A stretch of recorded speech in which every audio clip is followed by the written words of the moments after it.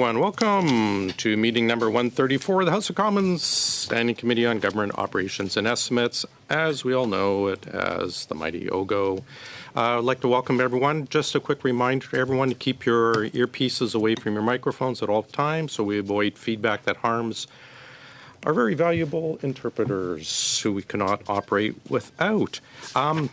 Before we start, if you just oblige me, colleagues, I want to just pay tribute to three members of Parliament who've passed recently who were integral in getting OGO operating years ago. MP Marlene Catterall, who was from Ottawa West Nepean, Mr. John Williams, who was from Edmonton St. Albert, and Chuck Strahl from BC, Chilliwack area. The three of them saw a need for better oversight of government spending in the estimates process, so started the process back in a joint report to PROC in 1998, recognizing that vast sums of money spent by the government are subjected to only perfunctory parliamentary scrutiny. They got a report through to PROC, and then Mr. Strahl managed to get it tabled in PROC and passed. It led to the creation of what has become the mighty OGO. So I just want to take a moment and thank you, everyone, that we recognize the passing of our three valued colleagues who were so important in the service of Canada. So thank you very much for that, colleagues, and to the families of Ms. Catterall, Mr. Williams, Mr. Strahl. We'd like to pass along condolences from the members of OGO and the staff and clerk and analysts, I'm sure, as well. So thank you very much. We're starting off with 5 minutes from Ms. Tattersall from TBS, and then we will go online to Mr. Quinlan.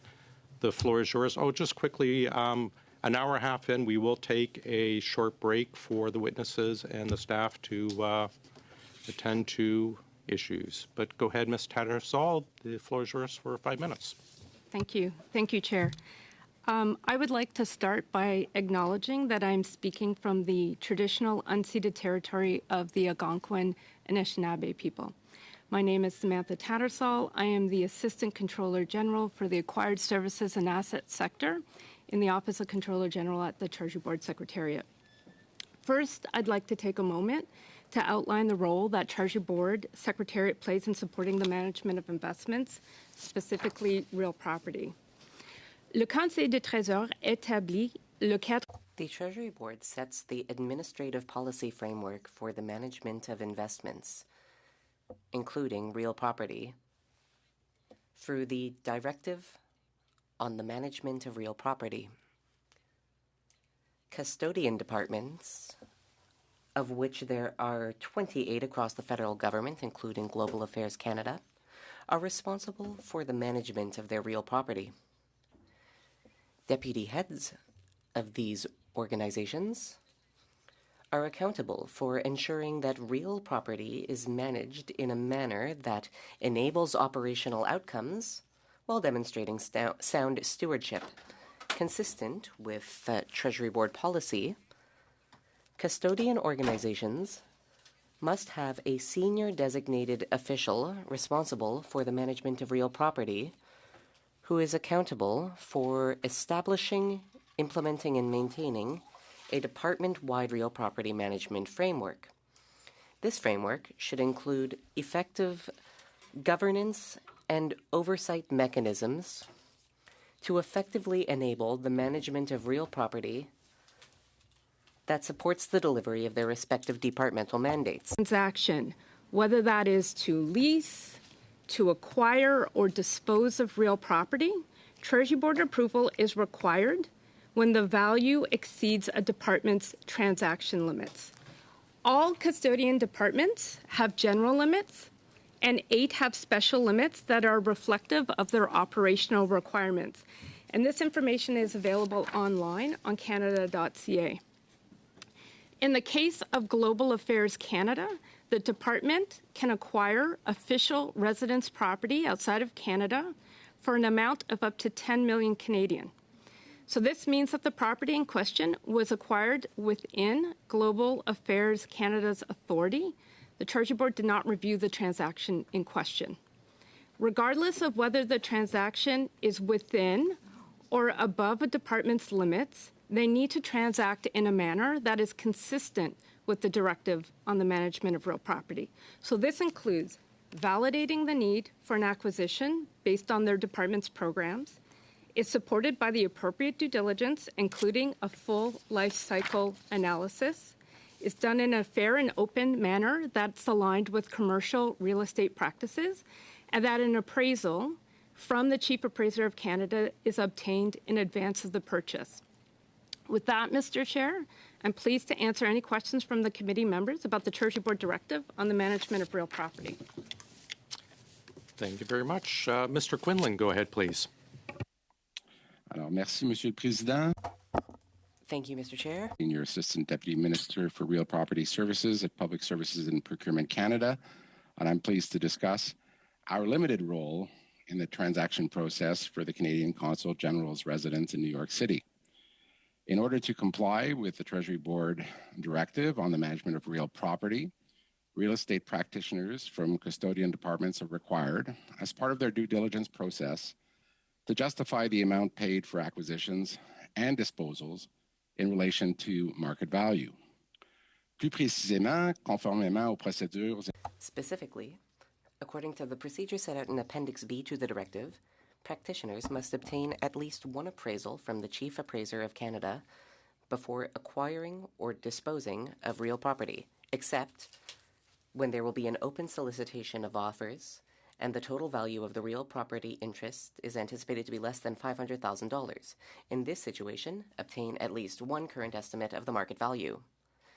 Emily Bouchard, who's with me today, is currently the Interim Chief Appraiser of Canada following the departure of the previous Chief Appraiser. She has been the Assistant Chief Appraiser since 2017. I am also accompanied by my colleague, Linda Jenklin. The role of the Chief Appraiser of Canada in any transaction is limited to providing an independent and impartial appraisal supported by market evidence to assist in making informed real estate decisions. As such, the CAC monitors the quality of third-party appraisal reports, ensuring adherence with standards and best practices. Still, according to the same Treasury Board directive, they have to segregate transaction and valuation responsibilities related to real property transactions. The separation of valuation and transaction responsibilities means that the individuals or entities that provide an opinion on the market value of a property are different from those that handle the sale or purchase of the property. The separation ensures that the valuation is impartial and reliable, while transactions are conducted with dedicated negotiators. This ensures integrity and transparency in the transactional process while minimizing the risk of conflict of interest. In question today, where the value was above the $500,000 threshold, it was a mandatory requirement for Global Affairs Canada to commission an appraisal report from the Chief Appraiser of Canada via PSPC Appraisal and Valuation Services. PSPC's role in the purchase of the Consul General's residence, therefore, was limited to providing appraisal services. PSPC provided these appraisal services through a third party, John C. Monaco, National Valuation Consultants, and was not involved in the cost-benefit discussions regarding the replacement of the previous residence. The Chief Appraiser of Canada's role is not to confirm the merit of a transaction, nor is it to reinforce the fact that a custodian department has made a good decision by achieving a given real estate transaction. The role is simply to provide an independent appraisal on the value of a property. The segregation between the appraisal responsibilities and the transaction responsibilities, which rests with, in this case, Global Affairs Canada, is highly important and allows for an impartial step in the overall transaction process. Merci. Thank you, Mr. Chair. Thank you very much. We'll start with 6 minutes with Mr. Barrett, please. So we're asking you these questions today in the context that we live in Canada. That's with housing prices having doubled, rent having doubled, and we have 1 in 4 Canadians saying that they're going to be relying on food banks this fall. And at the same time, we have the Prime Minister's media buddy who gets a well-paid government appointment in New York City, and the existing multi-million-dollar condo is deemed not good enough, and a $9 million luxury condo is purchased for his exclusive use. I'll start with you, Ms. Tattersall. Who signed off on the decision? So as I said in my opening remarks, the decision was taken under the authority of Global Affairs. So who signed off would have followed the delegation instrument within Global Affairs. Okay, so from your department, who was the most senior person who touched the file? So nobody touched the file at Treasury Board Secretariat because the transaction fell within the limits Of $10 million. of $10 million. So Okay. the decision was at Global Affairs. Mr. Quinlan, you're an assistant deputy minister. Who was the most senior person in your department who signed off or touched this file? Thank you, Mr. Chair. The chief appraiser in this case, Madam Shaw, who's accompanying me today, was the most senior person who dealt with this file. Okay, so we have a 3,600 square foot, 3-bedroom plus studio, 4-bathroom, 4.5 baths, with a pool, his and her salons, paddle court, golf simulator. Was this purchase, in the context that I mentioned about the cost of living crisis that Canadians are facing, was this flagged for the minister? Madame Bouchard, as the most senior person in your department who touched the file, this excessive, this opulent purchase, was this not something that merited the awareness of the minister?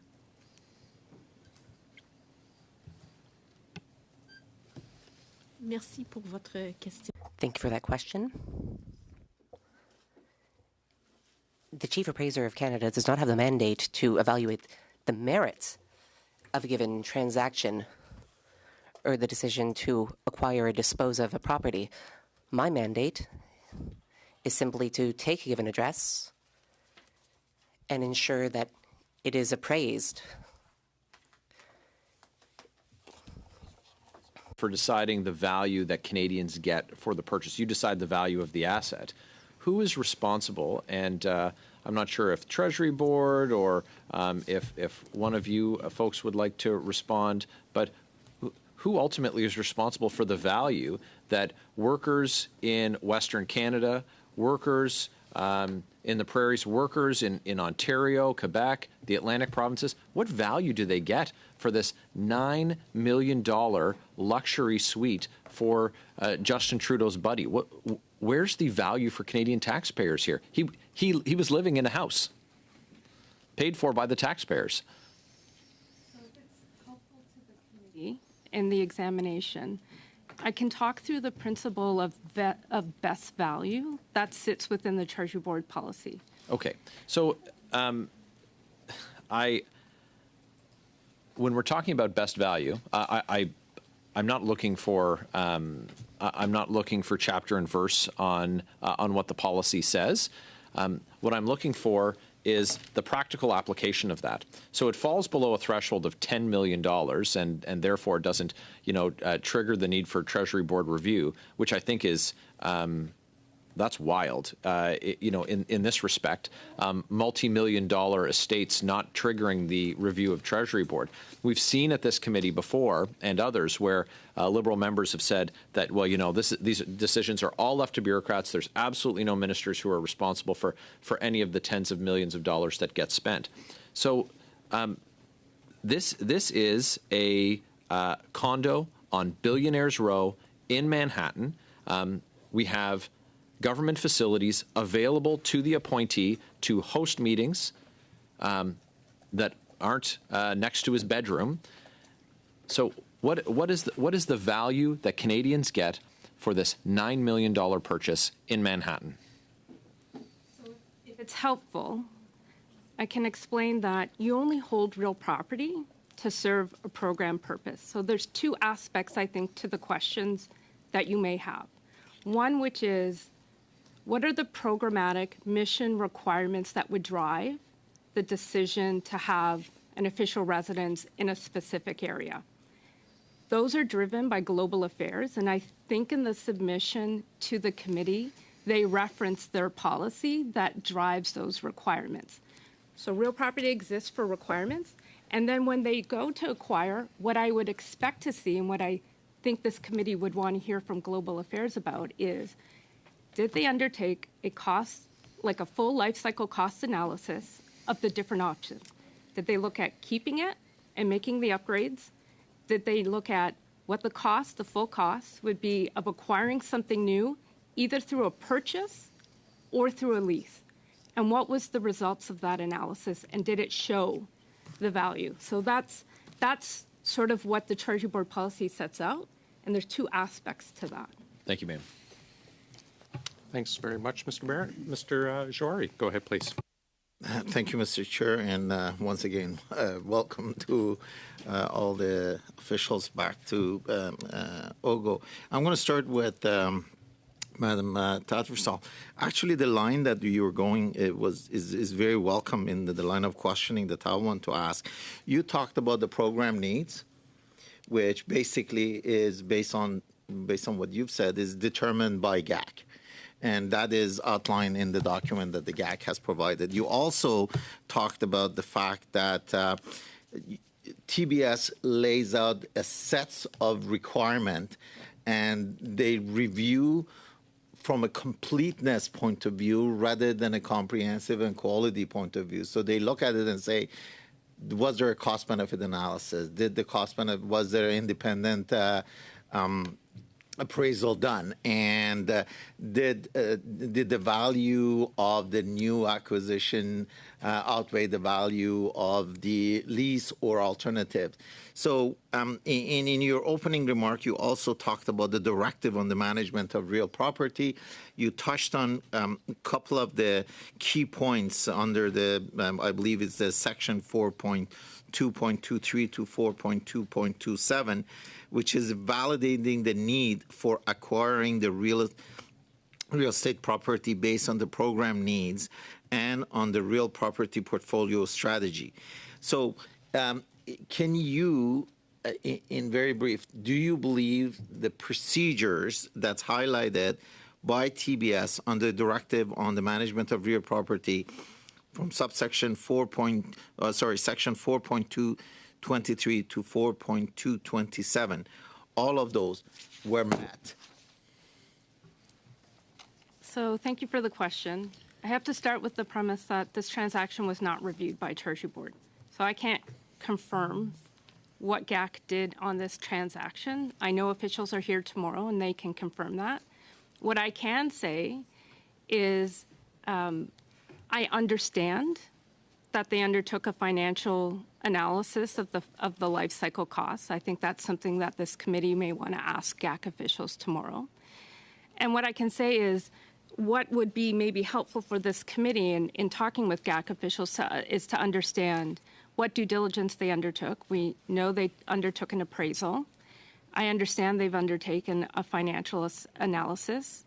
They should set out any other additional due diligence. I believe, and I'm reading the information they submitted to this committee, that in terms of the open aspect of the requirements, that they engaged a broker to look at a list of properties.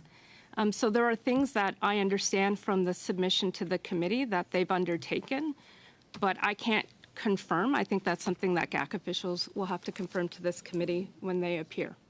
So once the policies are set, and I've highlighted the policy, you pointed to some of those, because the threshold is there and it was below $10 million, there was no need. Am I right to understand that there was no need for the review? So that's correct. So the transaction limits, and so GAC has had special transaction limits since 1993, which get updated with inflation and market valuation adjustments. But within their authority, they have full authority to transact. But as I said in my opening remarks, it should still be consistent with the Treasury Board policy. So Treasury Board sets up the policy, but because it fell under the $10 million threshold, there was no need perceived to, just even from a completeness. Did you have this? Did you have this? Did you have this? Because it's not needed as per the policy.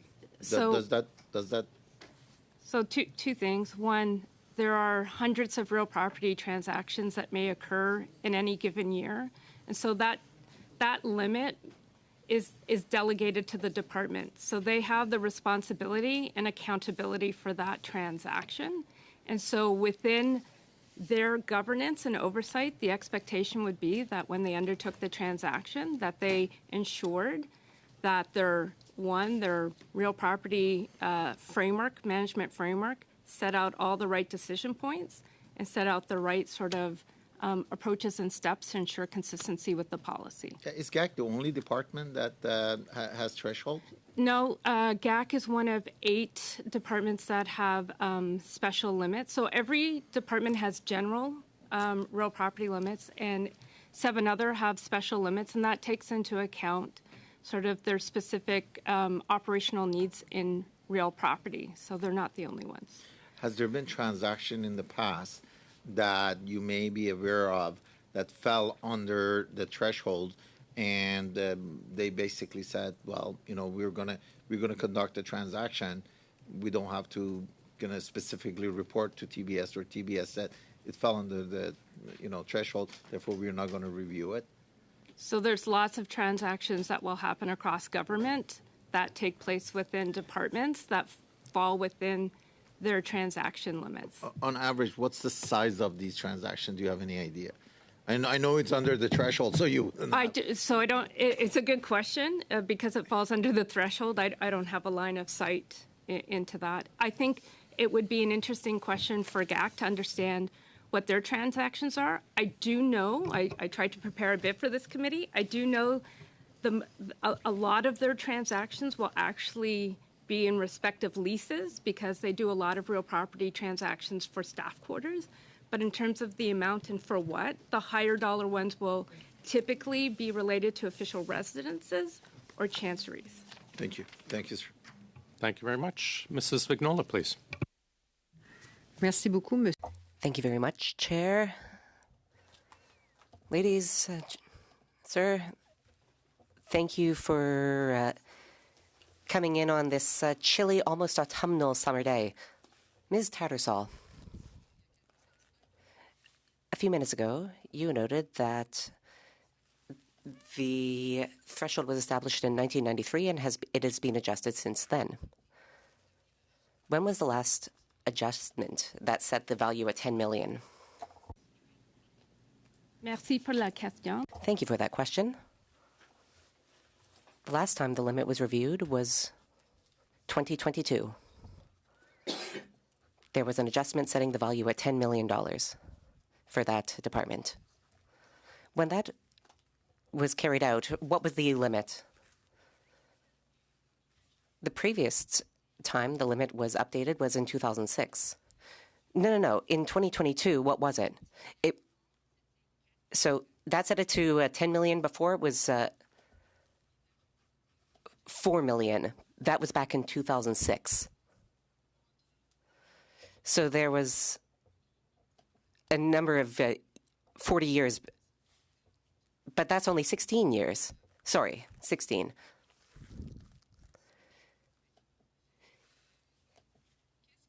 Even 1993 is roughly 30 years ago. So what explains that $4 million was raised all the way up till $10 million?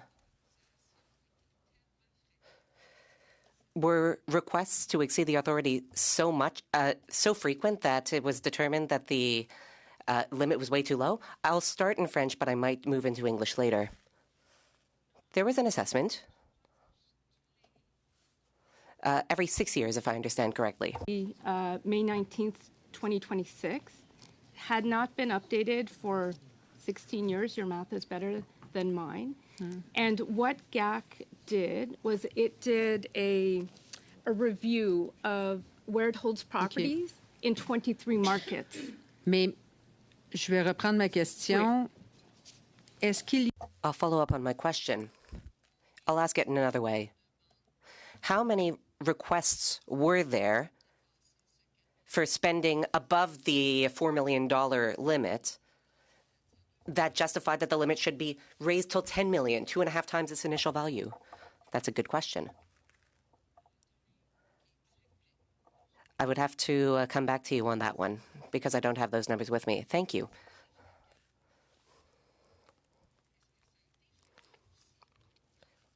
Was it common? Well, I'm looking at what was happening in 2007, 2008. There was a $15 million construction in South Korea, a $3.5 million parking lot was built, but of course that was under the $4 million limit at the time. A chancellery was built in Bangladesh, $6 million.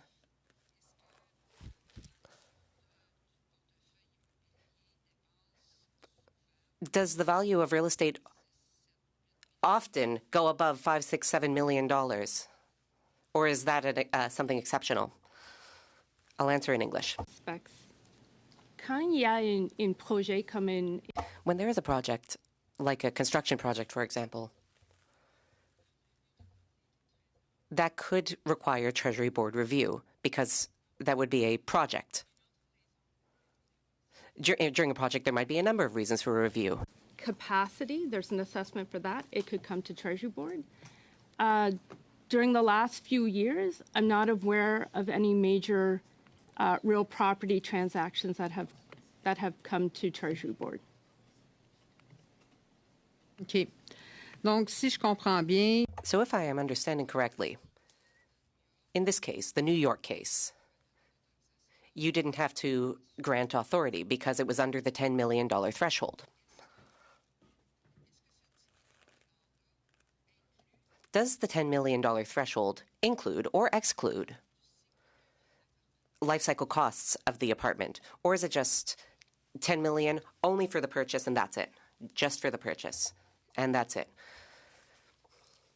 Do you have any sense of the life cycle costs? Was a maintenance plan taken into account? We wouldn't want an apartment to fall into disrepair. That's not something established, but it's a good point. It was just a question. Normally, when you buy a house, you figure out that you're going to have to repair the roof or the windows in 5 years. So I imagine there was some similar planning in this case. I would hope so, at any rate. Maybe this question is more for GAC, but I'll ask you, Ms. Bouchard. GAC sent an appraisal report for the residence on 47th in New York. Wonderful building. I'd actually seen it in real life, not realizing it was this one. The report says an appraisal report was carried out, and in US dollars, the apartment is worth roughly $6 million. So that gives us roughly $9 million in Canadian dollars. Was there an equivalent appraisal report for the Park Avenue residence, which is now up for sale?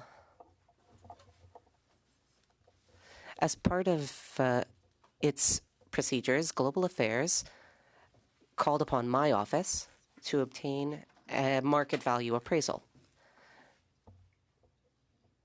One was carried out, I believe, in 2023. I'd need to look into my notes to get the exact month, but I believe it was in June.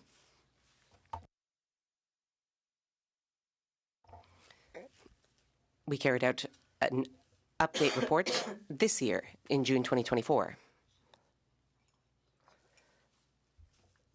So we updated the appraisal report. I cannot go into too much detail about the appraisal report, given that the unit is up for sale.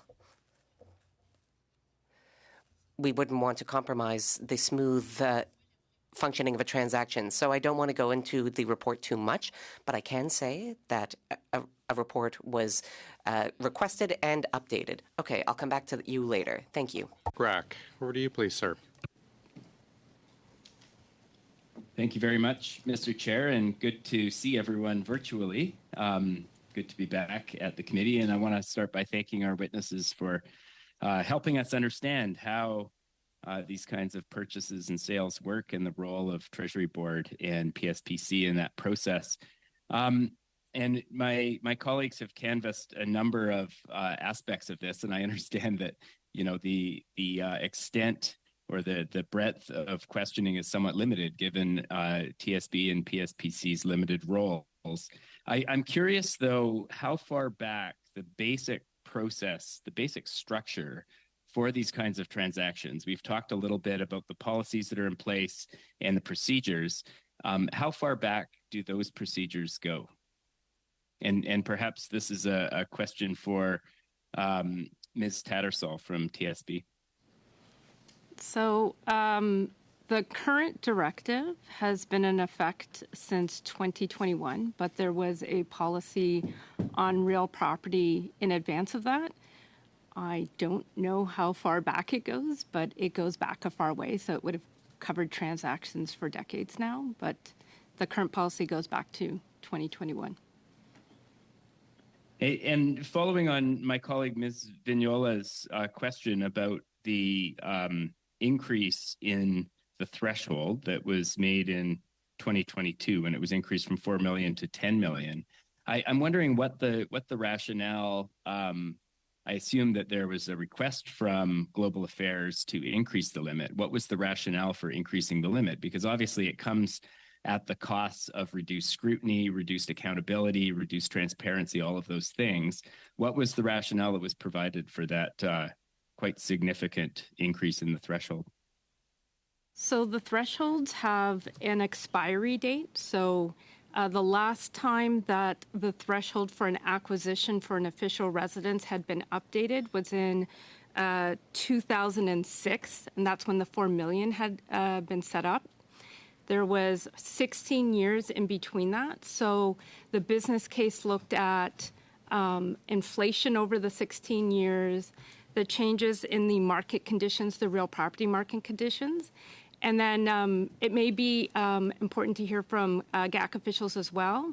But they basically, is my understanding from that increase, they looked at 23 different markets because GAC has missions in, I think, over 100 countries. So they looked at 23 different markets and looked at the average price for an acquisition of an official residence. And it was on that basis that the update to the limit was made. Again, as I previously said, that those limits are looked at on a regular basis, and the next time the scheduled review of those limits is in 2026. What would the downside or the risks be of leaving the $4 million limit in place to ensure greater scrutiny of these transactions? So first, I think it's important to note that Global Affairs, even if they're taking the transaction under their own authorities, still has to ensure that they have the proper due diligence, the proper scrutiny, the proper decision making. So I think that's an important first. The next thing would be to understand what their real property holdings are. And so I don't know if I have details on that, but typically I think it's a question for GAC as to how many official residences or chanceries that they own around the world and how that would bump up against the limit. The bigger ones, the more complex ones that may have a project element would certainly come into the board if it was over their risk and capacity. But I don't have anything else to answer, to add to that answer. I understand that Global Affairs is responsible for their own due diligence, and I'm not questioning that process.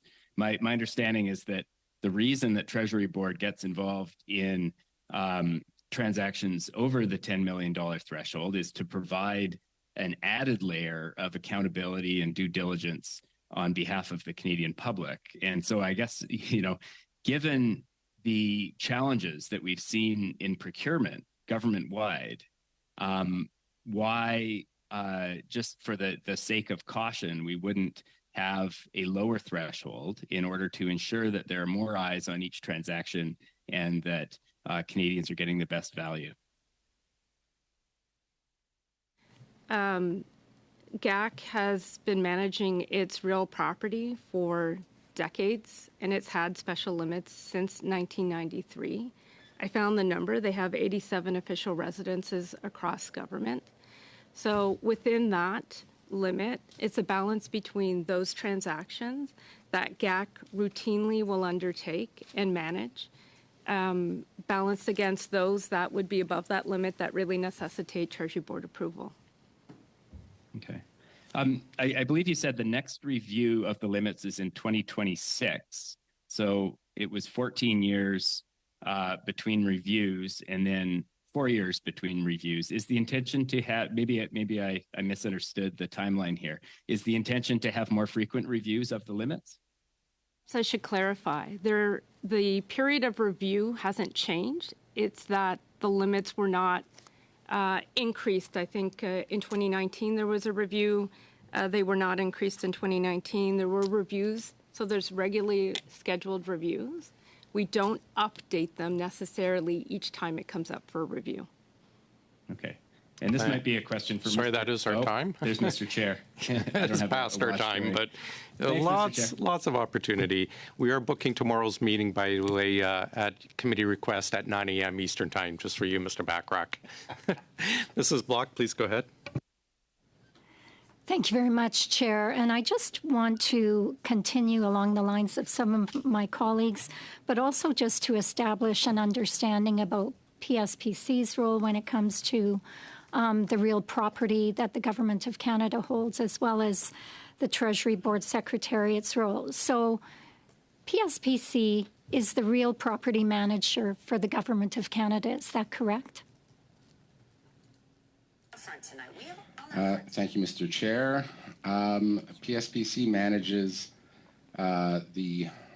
most of the office portfolio for the Government of Canada, roughly a quarter of the real property holdings if you think of square meters of office space or other kinds of special purpose space. And PSPC also manages a large portfolio of engineering assets, infrastructure, things like dams and bridges. Okay. Does PSPC provide any sort of oversight to the property that we own in other countries? No, as previously indicated in my opening remarks, PSPC's role following Treasury Board policy, Treasury Board Secretariat policy, is to provide the appraisal services. Okay, so I'm wondering if both you and Ms. Tattersall would be willing to table your opening remarks to the committee. Absolutely, Mr. Chair. Thank you very much. We used to receive them ahead of a committee meeting and would be happy to have those in writing.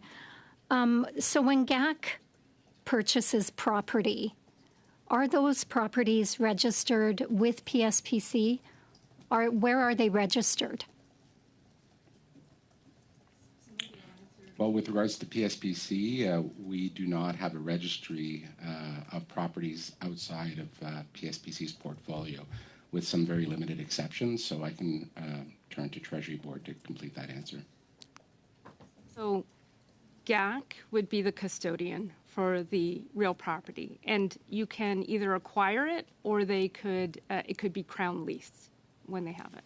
Okay, so I know that you spoke about the real property holdings of GAC. I would appreciate it if you would table that list that you referenced to the committee. I think I asked how many. I think okay. GAC officials, I would feel more comfortable if you got it directly from sure. the department and their holdings. I will do that tomorrow, okay. for sure. So who writes the guidelines for real property purchases on behalf of the Government of Canada? So we have a Treasury Board policy sets the framework, and then within that, there's a requirement that in each custodian department, so GAC being a custodian department, has a senior designated official that is appointed responsible for the management of real property within GAC, and they would have a real property management framework that they're responsible for that would set out how things are done within GAC. So the Treasury Board Secretariat role, and I'm quoting, in procurement includes developing, implementing, monitoring, and renewing procurement-related policies and instruments. That it also evaluates business proposals, monitors bidding processes, and ensures compliance with policies and standards. What we've heard today is that you only do that once a purchase or an acquisition is over $10 million. Is that correct? So maybe first, when we talk about real property acquisition, it's the directive on the management of real property that applies, not the procurement policy. Okay. And so, as I said in my opening remarks, we set the administrative framework, and then if an acquisition or a disposition is over the limits that a department has, it would come to Treasury Board for authority. Thank you. So where do the departments get the funding for these types of purchases? Is that budgeted for in the annual budget of the Government of Canada? That's a great question. I'm going to flip to a page. So most custodians will have a capital budget.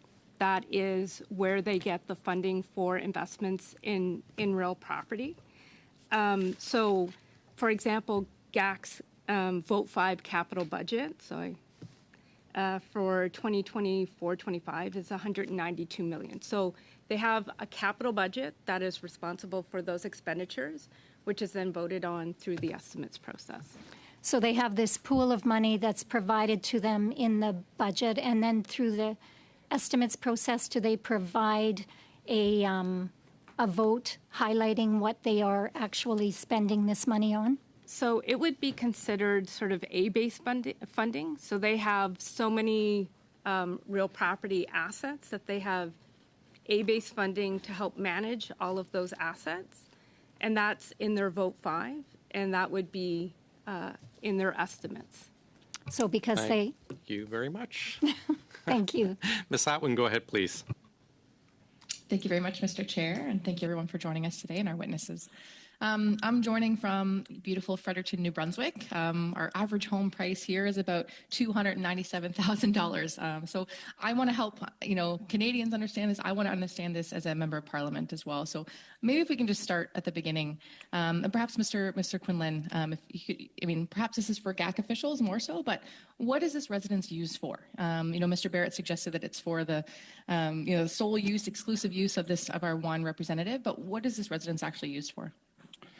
Thank you, Mr. Chair. I would agree with the premise and the question that this would be a question for GAC officials, and PSPC would not be the appropriate department to answer. Okay. Ms. Tattersall, would you like to add anything there? No, I think GAC sets out the mission requirements for that official residence. They'd be best positioned to respond. And I understand the previous property was estimated value of $13 million. Is that correct? Could be confirmed through Chief Appraiser, Interim Chief Appraiser, Madame Bouchard, but that is also my understanding. Madame Bouchard? Oui, merci. En fait, Thank you. The $14 million you saw was the current asking price for the previous residence. So can perhaps Madame Bouchard or anyone, could you speak to the key differences between this residence versus the previous one that we've now offloaded to purchase this new one?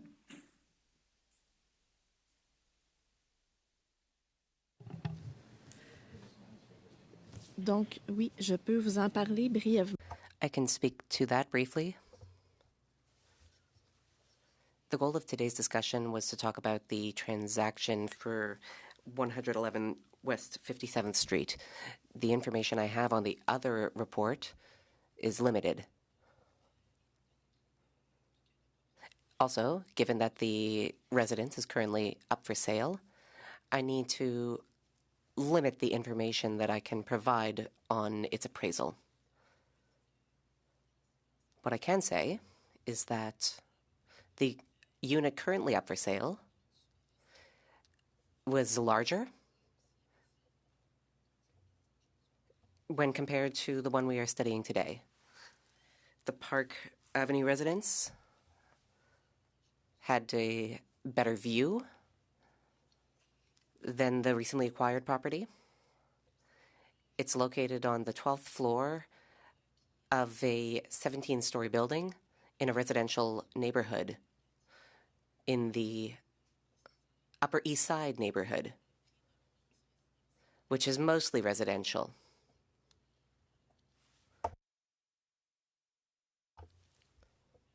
And considered quite desirable to live in. Meanwhile, the property acquired on West 57th Street is in a building that, a heritage building with an annex built on.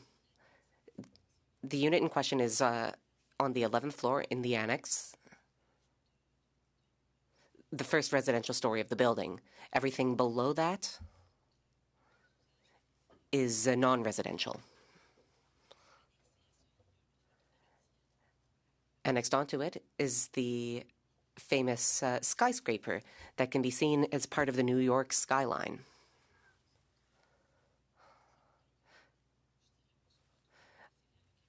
I would say, overall, the location of the unit within the building is different, as well as the location of the building within the city of New York, and the size and view of the unit. Those would be the differences between the two units.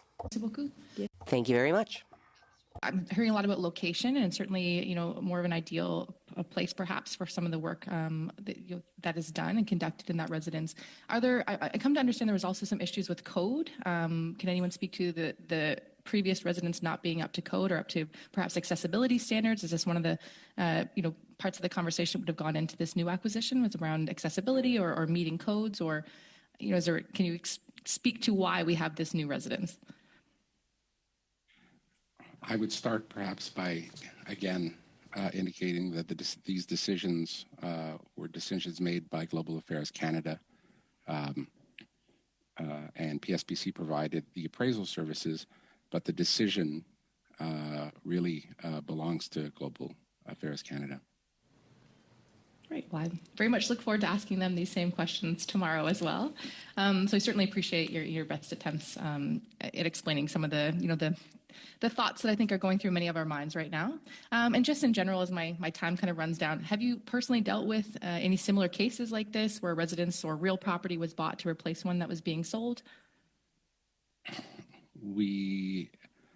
What I can speak to in the context of PSPC's responsibilities, notably for the office portfolio, is that we regularly look at our assets that we own and assets that we lease, and make a number of decisions in order to right-size the Government of Canada's office portfolio. And in fact, following the last budget, we are following government direction to significantly reduce that office portfolio over the next 10 years, and that will require us to dispose of a number of properties that we currently have and acquire new leases in certain cases, and the properties that we will dispose of, many of them, again, following government direction, will be put to contribute to be converted into housing. So decisions are made in that regard, and I can speak to the responsibilities for PSPC.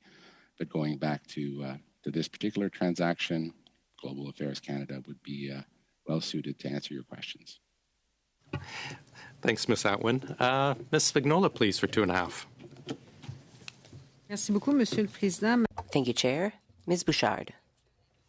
I understand that the appraisal of the Park Avenue residence is not available because we certainly don't want to lose our negotiating position in the sales process.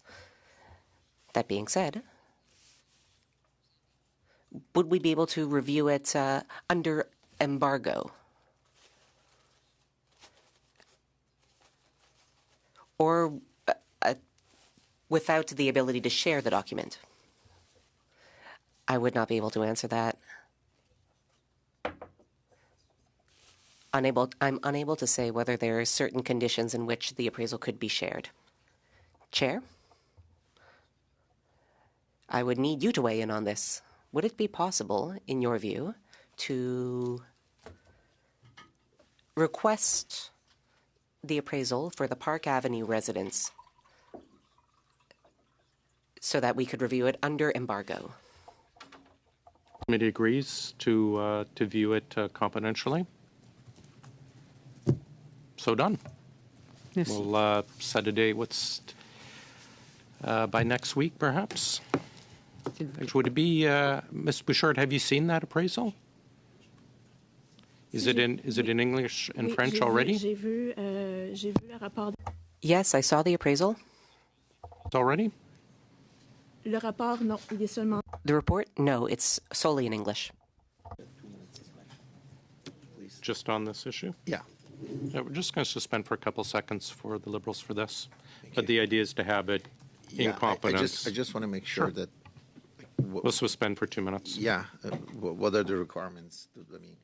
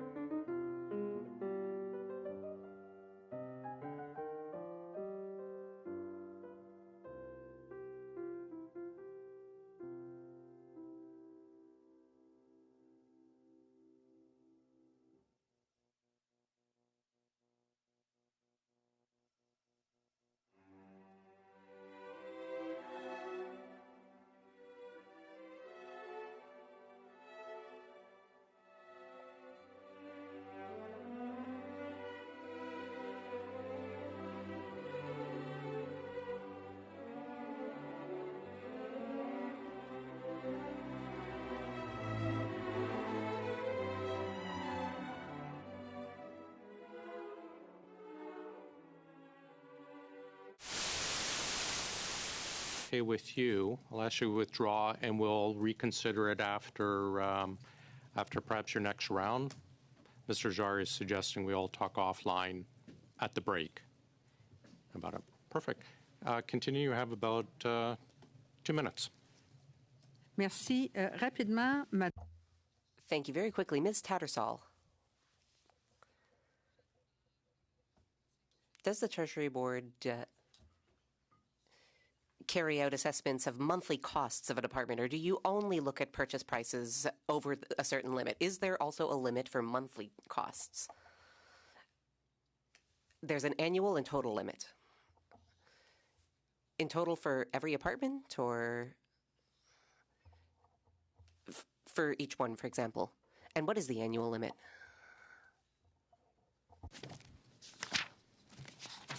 J'ai l'information pour I've got the info for Global Affairs. For GAC, I'm going to give it to you in English. purchases, limits. It's all available online. So Okay. after this, I'm happy to send to the clerk also S'il the vous plaît. link to all the transactions, and it'll Merci. be there for GAC and everybody, if that's more Oui. helpful than me Oui. saying it all out. Merci. Okay. Oui, vous pouvez me l'envoyer, il n'y a pas de problème. Yes, you can send that my way, no problem there. Generally, in Canada, there's a policy for purchases by PSPC and other departments of a call for offers. The current purchase on West 57th Street is part of the 5 least expensive units viewed. Why did the government not go with the cheapest unit? Mark and I know each other well, so we're always butting into each other. Il y a ce concept de l'optimisation des ressources. There is the concept of best value. But this is an investment as well. There is a balance between costs and program objectives and government priorities. An apartment that's more expensive but is accessible, supports the greening government objectives, may be best value.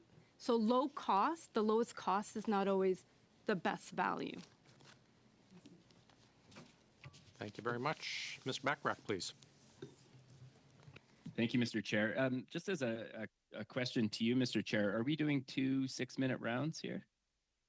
This is just, it's the opening is 6 minutes, and then 5-5, 2.5, 2.5, 5-5, repeating through. I'm just confused because Ms. Vignola's round, she just had 2 6-minute slots, I believe. So I'm just looking to you in terms of...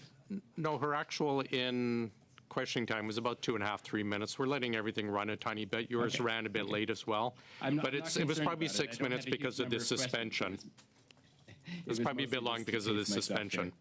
I'll restart your time. Go ahead. Thanks, Mr. Chair. My first question of this round is for Mr. Quinlan, and I know in the wake of the ArriveCan scandal, PSPC has committed to a number of procurement reforms. I'm curious whether those reforms will affect the real property procurement process, and if so, how? Merci, Monsieur le Président. Donc, je suis le sous-ministre. Thank you. So I am the Senior ADM for Real Property Services within Public Services and Procurement Canada. We have a number of collaborations with our procurement colleagues. I would be happy to provide you, after the meeting, with a more detailed response on the application of measures to improve real estate management. So just to be clear, Mr. Quinlan, that's a yes, those reforms will affect real property procurement. However, a more detailed response would be required. Donc, encore une fois, Again, Chair, here we're referring to certain reforms in procurement. Given that I'm the Senior ADM for Real Property Services, and given that there is a collaboration between Real Property Services and Procurement Services, I commit to providing the committee with a list of reforms that could potentially impact real property. But I would like to assure the Chair that real property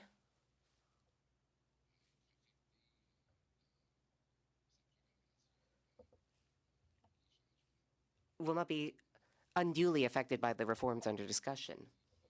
In the context of real property, there are procurement processes, and the reforms to procurement could potentially affect real property. And via you, Chair, it would be my pleasure to provide a detailed response for use by the committee in writing.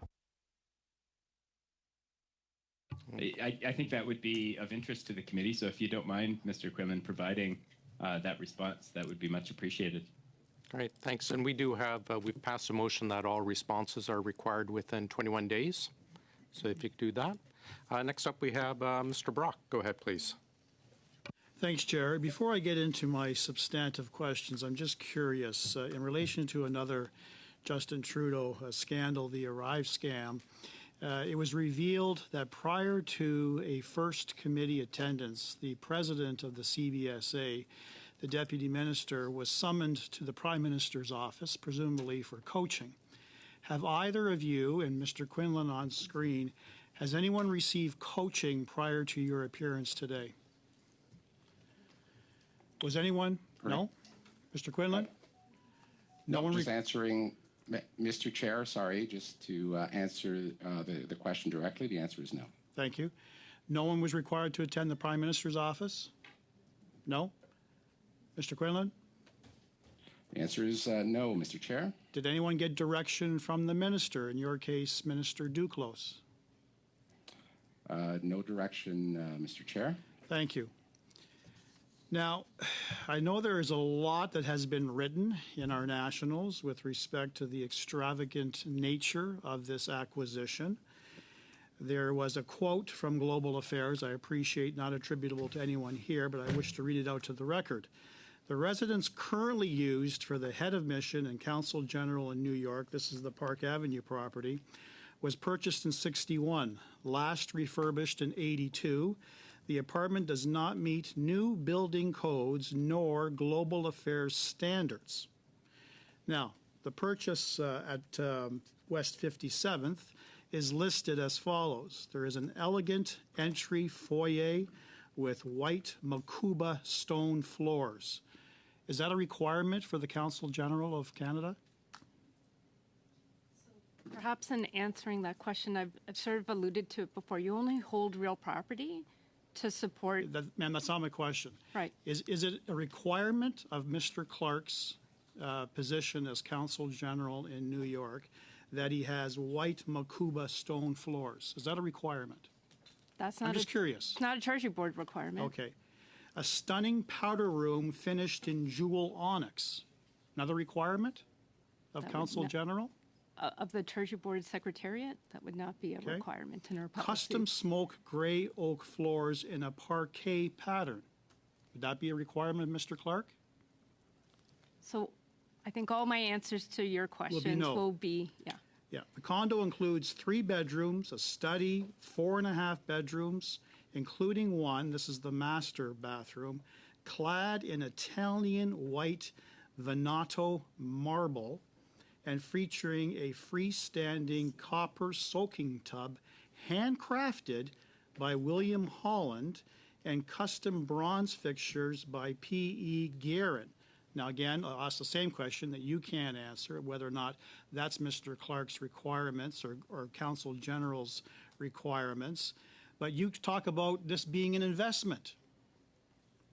Low cost is not always the best value. There are starving Canadians who are relying on food banks who would love to have a real property investment in New York with these type of features. Do you see the disconnect between what the government is doing and the reality on the Canadian streets? You see that distinction? So I totally appreciate your comments. And I go further. The amenities include a 25-meter 2-lane swimming pool with private cabanas, a separate sauna and treatment rooms, a fitness center, a residence lounge, and access to a paddle court, a golf simulator. I'd love to have a golf simulator sitting in my basement, but I'm not Justin Trudeau's friends.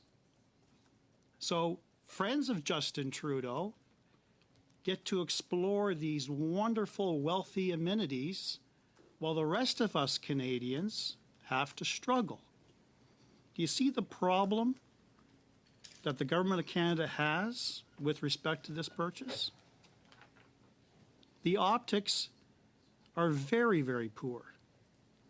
And I know you talk about a threshold of up to $10 million, but you didn't have to buy right at the foot of Central Park. Manhattan is a big island. Why does the Council General require that proximity to Central Park? Why does he have to have all of these luxury amenities while the rest of us suffer in this country? Why? So I think a good response to get to your response to your question, and I think it's alluded to in the package that was submitted to this committee, is the mission requirements are established by Global Affairs under their property management manual. So I think when Global Affairs officials are here, they should be able to walk through Those discussions. how they set out those requirements for an official residence. Canadians deserve an answer. Thank you very much. Thank you. Mr. Baines, please go ahead. Thank you, Mr. Chair, and thank you to our witnesses for joining us today. My question are directed, my initial questions here are directed to members of the PSPC. If you could help me understand a little bit more. The Treasury Board's transaction approval limits and conditions for the acquisition or disposition of real property says GAC may dispose of properties outside Canada up to a transaction limit of $25 million. Is PSPC required to appraise properties that are being disposed under the transaction limit? So PSPC is responsible for providing the appraisal for the acquisition and the disposal. For more questions with regards to the actual policy, I defer to my colleague from Treasury Board Secretariat. So PSPC is required to appraise properties that are being disposed under the transaction limit, right? Okay. Yes, PSPC follows Treasury Board Secretary's policy, and when disposal services are required, we provide those to custodians, in this case, Global Affairs Canada. So in the event that the previous property is being disposed of, you would be required to appraise that, provide appraisal for that. Following Treasury Board Secretariat policy, that's Okay. correct. And when other departments purchase properties, again, PSPC is involved in the cost-benefit analysis also? Strictly following Treasury Board Secretariat's policy with regards to the appraisal. And again, and strictly limited to the appraisal. Okay, the business decisions, I apologize, Mr. Chair. I interrupted the member, so I will stop my answer, wait for the next question. No, you can continue. You were about to finish your statement. Yes, so the business decisions belong to the custodial departments. Okay, and then the directive on the management of real property states that departments must undertake a full life cycle analysis, again, before acquiring a real property asset, seeking the best value. And given that the property purchase cost $9 million and the old residence is being sold for over $13 million, would you say that it appears as good value that's being attained? I believe that the specific question, Mr. Chair, should be addressed to Global Affairs Canada. With the question, the part of the question that pertains to the policy, I will defer to my colleague from Treasury Board Secretariat. So, in response to the question, the expectation would be that Global Affairs took a life cycle cost analysis of maintaining the existing and updating it, acquiring the new one through either a lease or through a purchase. As part of that life cycle analysis, they would be looking at not just the cost of acquisition, but the ongoing operating costs and the potential disposition costs. So the expectation would be that GAC, in its options analysis, looked at that, and that helped inform the decision that they took. So, in essence, all levels of government buy and sell properties. This is something that is done, and there's a level of maintenance that's required. We see, properties that may need to be up to standard, up to code? Like, what are some of those requirements? Maybe, accessibility. Were there issues in this case with respect? I understand there was some discussion around the previous residents being not up to code. If you can maybe talk a little bit about that, the standards and the code of what's required in the properties that are being purchased. What do they need? What things should they have? Whether it's accessibility to people with disabilities or things of that nature. I'll start the answer to that question. So, consistent with Treasury Board policy, you would want to make sure that you, one, acquire and hold and maintain real property only to support a programmatic need of a department. So the requirements around the need for an official residence and what those specifications look like would be set by Global Affairs. They have that authority pursuant to their departmental legislation, so that's the first. And then there are requirements around ensuring that the real property supports broader government priorities. That would include greening, that would include accessibility. So those factors should come into play in that business case that Global Affairs would have undertaken to support the transaction. Thank you very much. I'm sorry, that is past our time, Mr. Baines. We'll now go to Mr. Genuis. Go ahead, sir. Thank you, Chair. My key initial question here is the why. Because all in a fairly short space of time, in about a 2-year period, the Government of Canada made 3 distinct moves. First, they raised the limit on the value of property that one department could purchase on their own authority. They raised it from $4 million to $10 million. That reduced accountability and oversight. Then they appointed Tom Clark, appointed by the Prime Minister to be the Consul General in New York.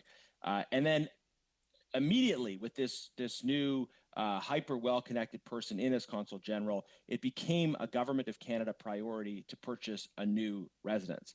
So you have these 3 things happening in close succession. And it seems to me that the timing is highly suspicious. There was no indication prior to Mr. Tom Clark getting this appointment that there was a lot of discussion around a need for a new residence, and yet immediately he takes this position, and all of a sudden Global Affairs is talking about the need for a brand new, what turned out to be luxury residence for the brand new, politically well-connected Consul General.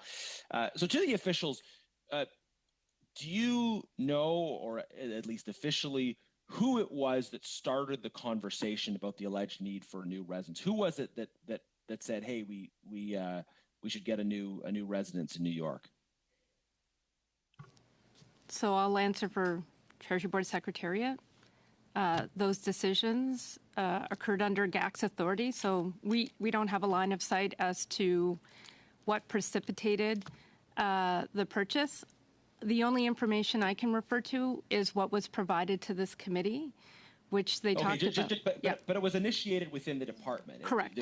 It wasn't the PSPC or Treasury Board or any other department saying, hey, by the way, looks like we might need this. It was Tom Clark, new Consul General, comes in close to the Prime Minister, and then Global Affairs is on their own authority initiating this conversation about a new residence. So I would answer that any decisions on this matter would have occurred within Global Affairs. Okay.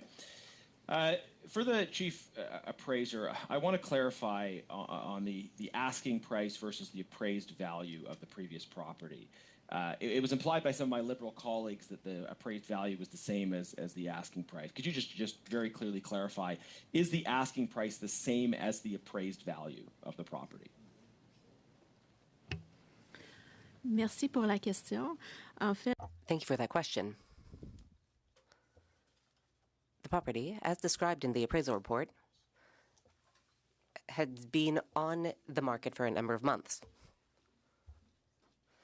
The price had been adjusted a few times. Yes, it's a simple question. I'm talking about the previous property, not the newly acquired property, the previous property. Okay. Is the asking price the same as the appraised value, or are they different? Comme j'ai précisé tout à l'heure. As I noted earlier, I cannot go into details about the first appraisal report produced on that property because the property. That's all I'm looking for. Just the clarification. So anyone who's making public comments about what the value of that property is, politicians or otherwise, isn't doing so on any factual basis. The previous property has not sold yet, correct? À ma connaissance, elle est toujours à vendre. To my knowledge, it is still up for sale. Okay, all right. So there is a lot of misinformation being pushed on this, particularly by supporters of the government. Based on our own research, we've seen that properties in the same building have sold substantially under asking price or have even been taken off the market once put on. So I think that's important for the committee to note. Who decided on the asking price? Was that you? Was that within Global Affairs? Who decided the asking price for that previous property?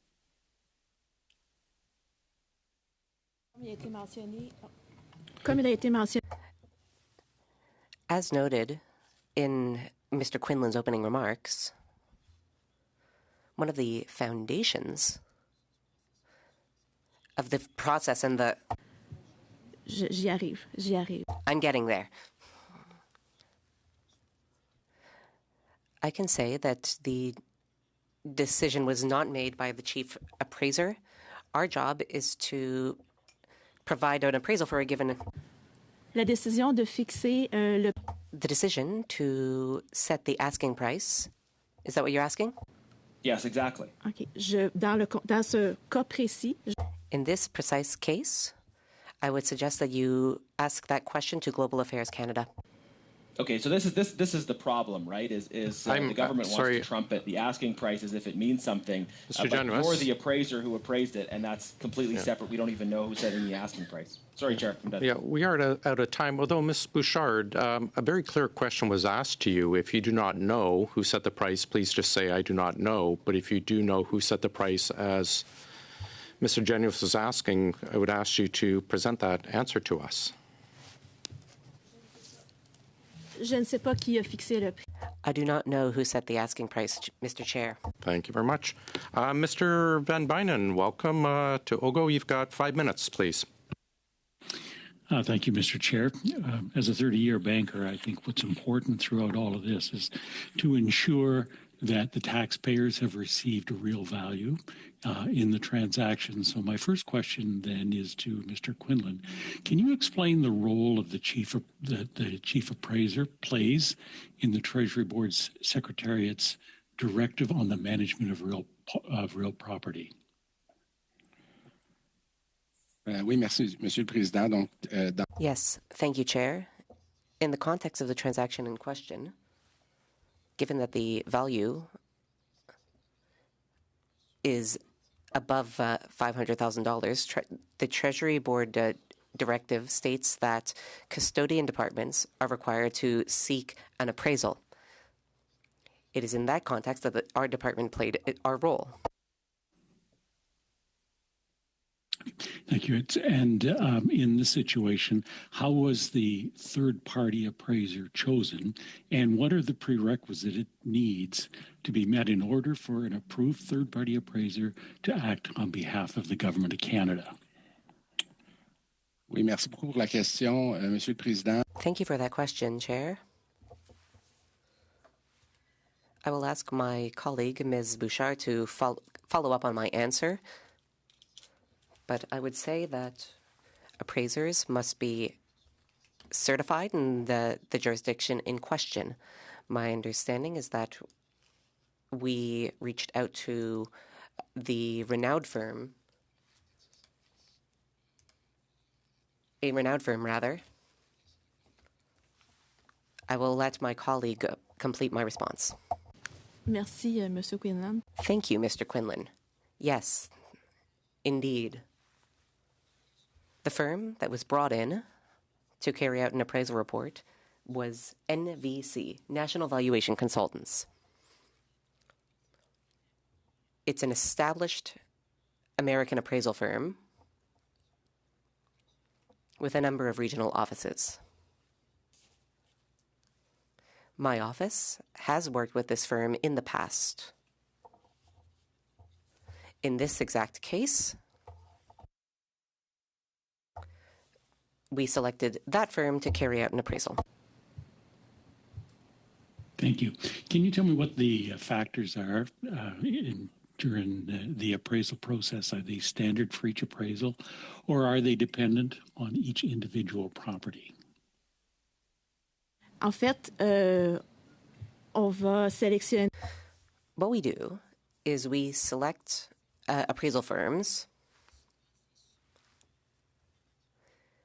based on the nature of the mandate entrusted with us. Also based on the nature of the property being valued and the goal of the appraisal. All of this will feed into the choice of which appraiser or which firm to bring in. They are brought in based on the nature of the exact file in question, in this case, the property being evaluated. Thank you. And then, as the real estate broker for the federal government, Public Services and Procurement Canada is responsible for the development and the management of these appraisal standards. As we're discussing an international property, do you know if any other countries have policies in line with PSPC's valuation guidelines? And are there any other countries that we could look to possibly improve our current policy? C'est une excellente question. Et, That's an excellent question. We are certainly always looking for ways to improve how we do things. Our practices closely resemble those seen in other Commonwealth countries.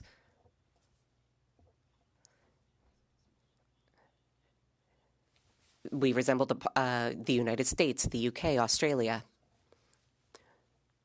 Our practices are largely in line with what we observe in other countries. Thank you. And when other departments purchase properties, is PSPC involved in the cost-benefit analysis? It's a question we've heard all too often today. To answer that question, again, referring to my colleague at Treasury Board Secretariat, but PSPC is not responsible for those decisions. PSPC's responsibility is very targeted, very limited to the services Mme Shaw provides in the context of applying the Treasury Board Secretariat's policy. Okay, then coming back to the directive on management of real... Sorry, Mr. Van Bynen, that is our 5 minutes, I'm afraid. And we are going to, colleagues, we're going to break for 10 minutes right now. We'll come back with Mrs. Vignola and perhaps a solution to her earlier request.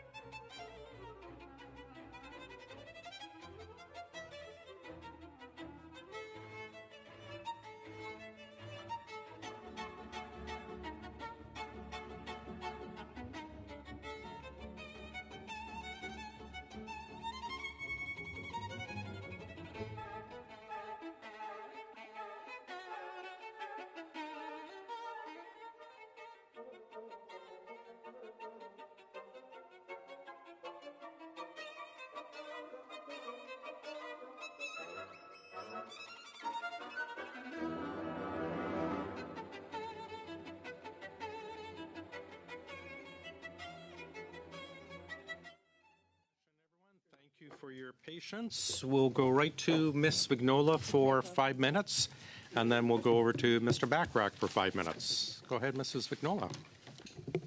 Merci beaucoup. Thank you. Ms. Tattersall. In any discussion about renovating an apartment or property, it is necessary to, well, I imagine that throughout the world, Canada owns about several hundred properties, and in any discussion about renovations, are there cost limits above which authority must be sought?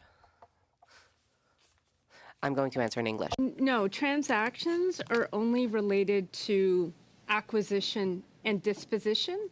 However, if there was a major renovation project and the project exceeded their capacity, it could come to the board. So it's a different, in project management, it's not a dollar limit. It's based on an assessment of the department's risk and capacity, and then the risk and capacity of the project. OK. Est-ce qu'il y a, à votre connaissance, to your knowledge, and perhaps Global Affairs would be a better place to answer this, but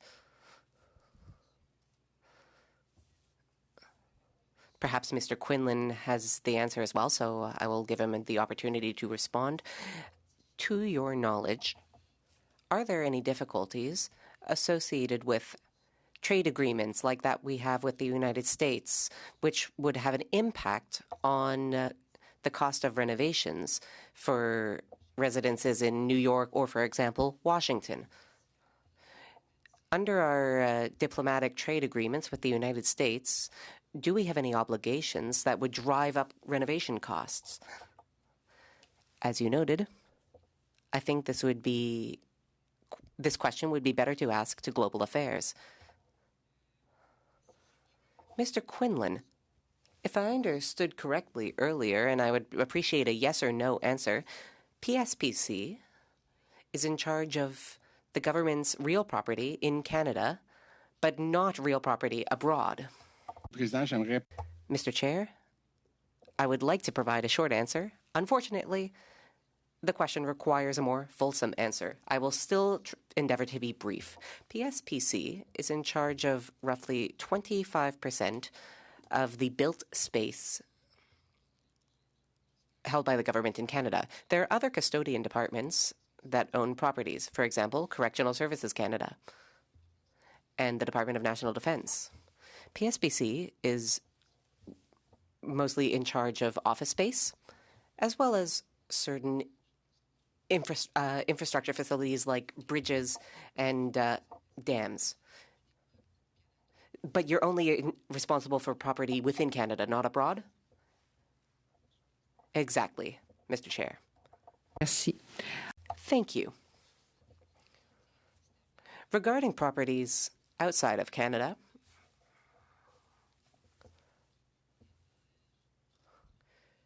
would those be held by Global Affairs solely, or are there other departments holding property abroad?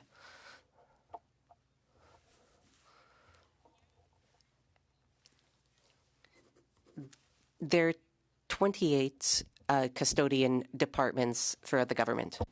But Global Affairs also plays a common service provider role to other departments that have a presence internationally. OK. Merci beaucoup. Et lorsque vient... Thank you.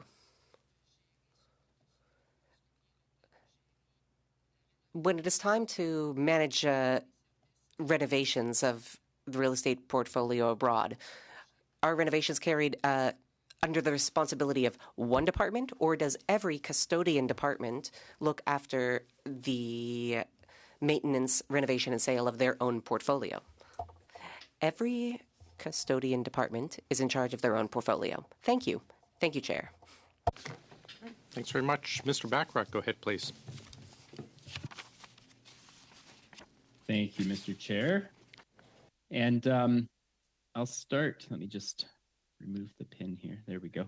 I'll start with a question for Ms. Bouchard.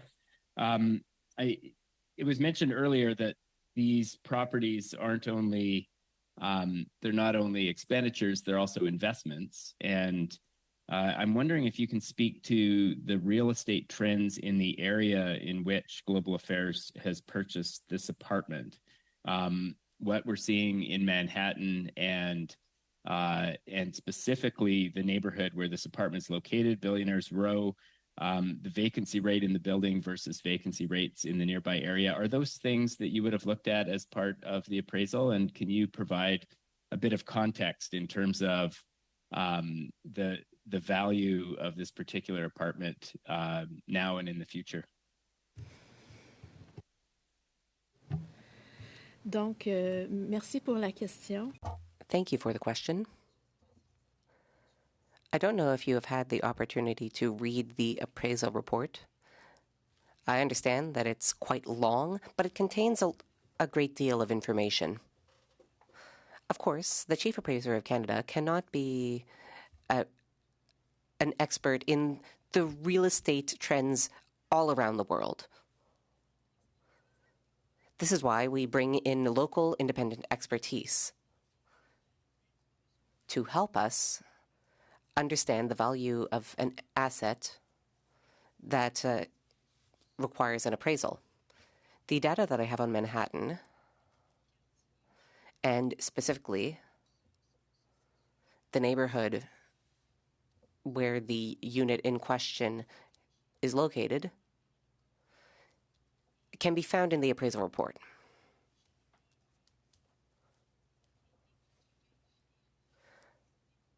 I have not sought out a second opinion on the real estate trends in that market. My understanding, based on the market analysis carried out by the independent evaluator that we brought in, well, it goes from the general to the particular. First, there's an analysis of real estate in New York State, then in New York City, then in each of the 5 boroughs. So we focus then on Manhattan, and within Manhattan on 2 neighborhoods, Central Park South Residential, so the neighborhood bordering Central Park to the south, where the unit under question is located, and an analysis of the Central Midtown neighborhood, because certain comparable units were sold in that neighborhood. Like you, I was able to read the analysis carried out by the independent evaluator. There we see that sources of information were used, which are commonly used when compiling such statistics. There was a socioeconomic analysis carried out on the occupants of these neighborhoods. We also look at the volume and scale of transactions carried out, which we discount to present value. We look at recent years and we carry out projections for future years.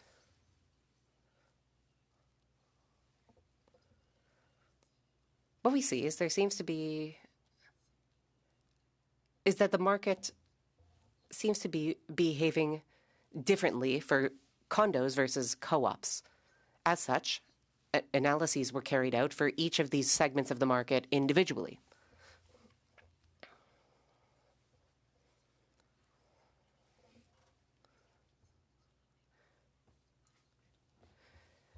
You can see certain similarities to Canadian real estate trends. We are subjected to the same socioeconomic phenomena as those seen in the United States.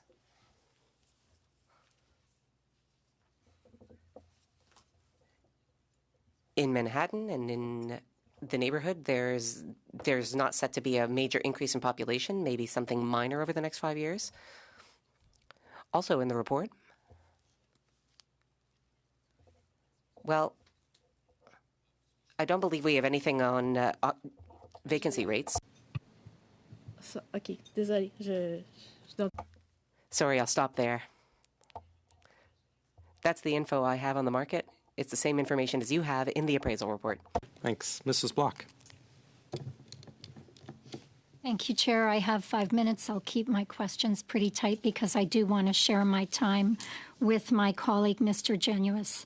Prior to 2019, how many purchases over $4 million were referred to Treasury Board Secretariat by Global Affairs Canada? A follow-up question in writing. I don't Okay, have that answer. you'll provide that to us? Yep. Thank you very much. Between 2019 and 2022, how many requests were received by Global Affairs Canada to Treasury Board Secretariat over $4 million before the policy changed? So any sort of how many transactions exceeded their limits, I'd have to come back with an answer. So in essence, a policy was changed in 2022, but you don't have the numbers to give us to demonstrate perhaps why the limit had to increase from 4 million to 10 million. So two separate things. The transaction limits are reviewed on a regular basis. Right. And then the policy was updated. Those two weren't tied. You're asking for specific how many transactions exceeded those limits. I don't have that information with me here today. So you're saying the raise in the limit was not tied to the number of requests TBS would have been receiving over that $4 million threshold? So the business case would have been related to not just the transactions, but also a market analysis, a look at the increased inflation.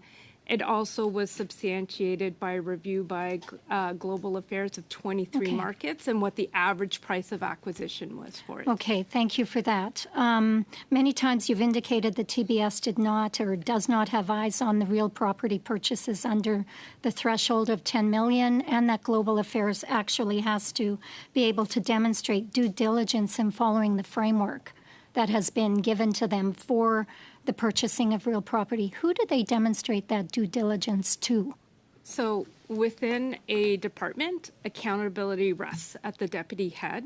And At then the deputy minister level? So the deputy head, yep. And the deputy head under the current policy will appoint a senior designated official responsible for real property. And they will set out their real property management framework. So when GAC is here, they could outline what their framework is and their delegations and their governance. But they basically demonstrate due diligence to themselves. Nobody else has any role to play in actually assuring that Global Affairs Canada is following due diligence. So part of the external element is the appraisal that is provided by an external party. Thank you. I'll turn my time over. Mr. Guinness. Thank you, Chair. In terms of cost to taxpayers, it's important to underline that we haven't sold one residence and purchased another. We currently have 2 Consul General's residences in New York, each of which have very substantial carrying costs. Tom Clark was apparently so keen on a new luxury condo that they bought that condo before even listing the existing property with no guarantee that it would sell at an acceptable price. In general, as it relates to the Treasury Board policy, would you say it's a best practice to secure a buyer for the first property before purchasing the second? So our policy doesn't speak to sequencing. Our policy speaks to making decisions based on the full life cycle costs. So the sequencing and how that is determined would be set out within the department. Okay, do you think it's common sense that we don't need 2 Consul General's residences in New York, and that you need to make sure that you're going to be able to sell the first at an acceptable price before you purchase the second, and also that you don't want to be responsible for very significant carrying costs for 2 properties on an ongoing basis? Would that seem to you like common sense? I would say from how I'm managing my real property portfolio, I would want to understand their sequencing that they've taken and if they've included those costs into their life cycle cost analysis. Right, but just from a common sense perspective, though, I mean, most people that are pinching their pennies, we're going through a cost of living crisis. Many Canadians can't afford homes at all, but most people don't go out and purchase the second home before they've begun the process of selling their first home because they don't want to be on the hook for the costs associated with owning two homes at once over a long period of time.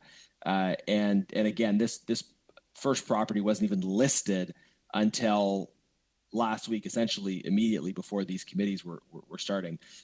Shouldn't the government of Canada apply these common sense, real world insights to their decisions around real property? I think I would want to understand from GAC officials when they started the process to ready the property for disposition and how that figured into their strategy around the replacement of the official residence. Thank you very much. All the way from sunny Windsor, Mr. Kuzmierczuk. Thank you very much for that enthusiastic introduction, Mr. Chair, and very accurate. 99.99% of the questions that I have are actually directed towards GAC because GAC holds pretty much all the cards and all the answers to the questions that we have here. But I do have some questions to pose. I wanted just to begin by setting a little bit of background here. As I understand it, Government of Canada manages 6.9 million square meters of real property. So about 7 million meters of real property. Is that, am I in the ballpark here? Mr. Chair, I can answer that question. That is accurate with regards to the PSPC portfolio, speaking to office space. So out of that 6.9, you have roughly 1 million square meters of special purpose space, warehouses, etc. And then you have another 6 million of general purpose office space. Out of that 6 million, you have embedded special purpose space, so not always pure office. But that is the PSPC portfolio. Speaking to the Government of Canada portfolio, I believe the number is more in the neighborhood of 23,000. So PSPC's share is roughly a quarter. Okay, so 23 million you're saying. Okay, so apologies for lowballing it significantly. Is it fair to say that the Government of Canada has experience in the area of managing real property? I think that it would be fair to say that the Government of Canada has experience managing real property. That being said, of course, I can only speak to PSPC's portfolio. Okay, I wanted to talk about some of the protocols and rules around the management of real property, including the directive on the management of real property, which states that acquiring property must be done in a manner that is fair and aligns with commercial real estate practices. Is there any reason that you have to suspect that this part of the directive was not followed? Is there anything from what you've read, followed, that says that part of the directive was not followed when it comes to it being fair, the process being fair, and aligning with commercial real estate practices? Answer that question. When we talk about fair, we talk about the fact that they looked at options based on the requirements, that there was a process to identify all properties, that they did market testing by engaging a broker, that they undertook an appraisal, and by aligned with commercial real estate practices, it would mean that they followed the legal due diligence process, the commercial practices in New York. What I know from what's been submitted to this committee is that they undertook an appraisal, that they engaged a broker, and my understanding from talking with officials at Global Affairs that they undertook a financial analysis of the options. That's what I know. So is there any evidence from what you've seen to tell you that this part of the directive was not met? Is there any evidence that you've seen? Given that the only information I have is what's been publicly available, I can only rely on what has been submitted to this committee. Okay, so you haven't seen any evidence to the contrary that would contradict or violate the directive? From what has been submitted, no, but I think the part of the evaluation of this committee is to make sure that GAC followed the policy, and I think that's for sure. We'll the follow up purpose. with GAC tomorrow, but today I just wanted from your perspective, the directive on the management of real property highlights sound stewardship. Based on what you've read and seen, is there any evidence to say that that sound stewardship has not been followed? I really do think that's a question for global affairs officials. They have the details of the transaction. I don't have access to all the details. What I have access to is what's been provided to this committee. Right. I'm just asking you based on what you've seen. Based on what you've seen, has sound stewardship been followed from what you've seen? I appreciate the question. I really do think global affairs officials need to answer that question. Thanks very much. Okay. We'll go to you, Mr. Brock, please.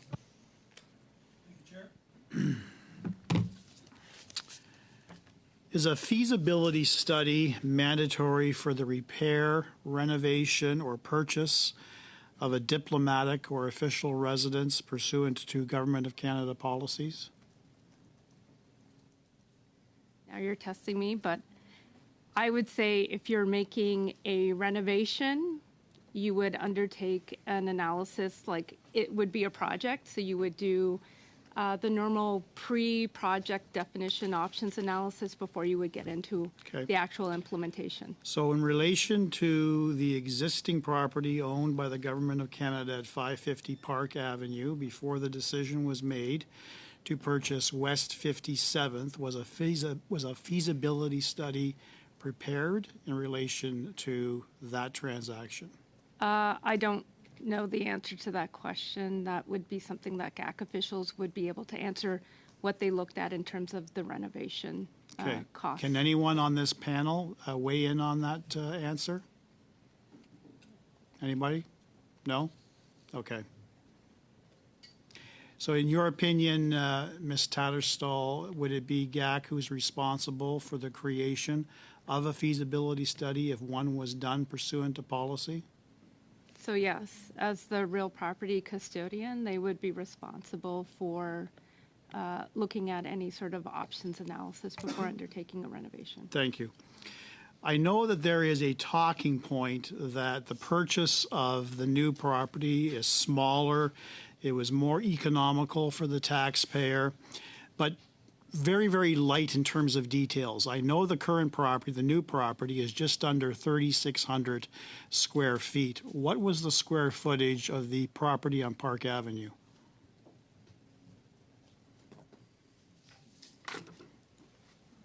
Anyone have an answer to that? I don't know.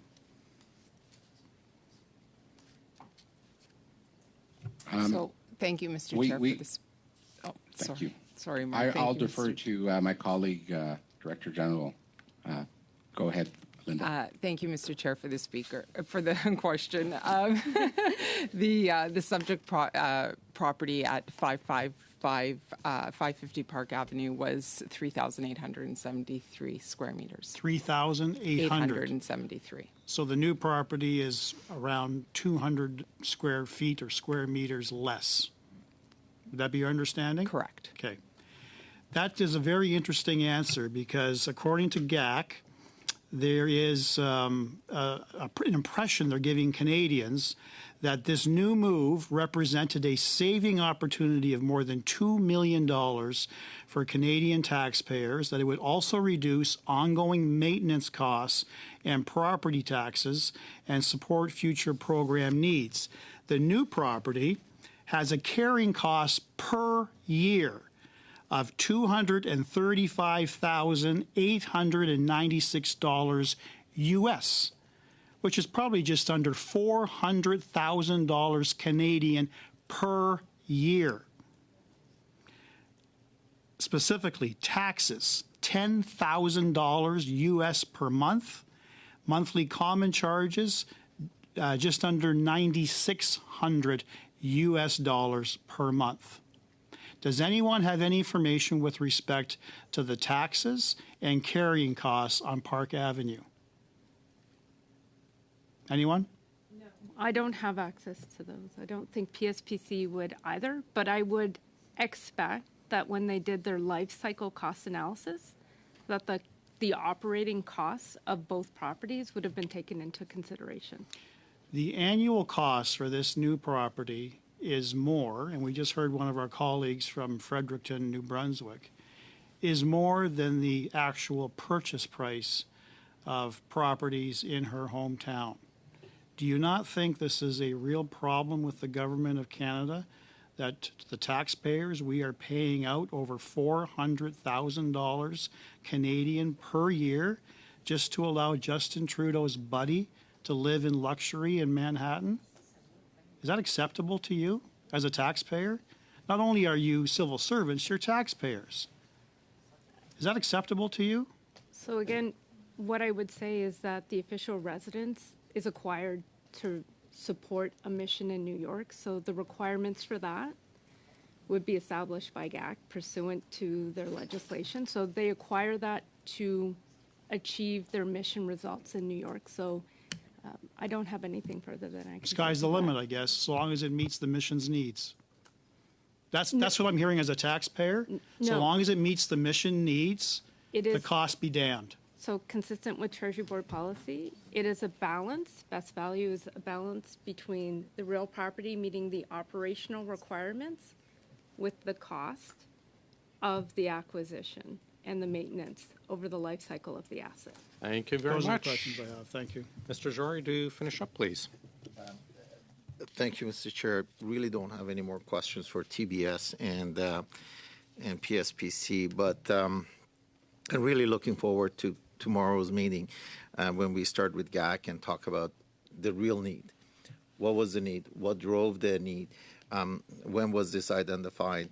How long did it take? What is the process? What at least is clear to me is that there were guidelines established by TBS.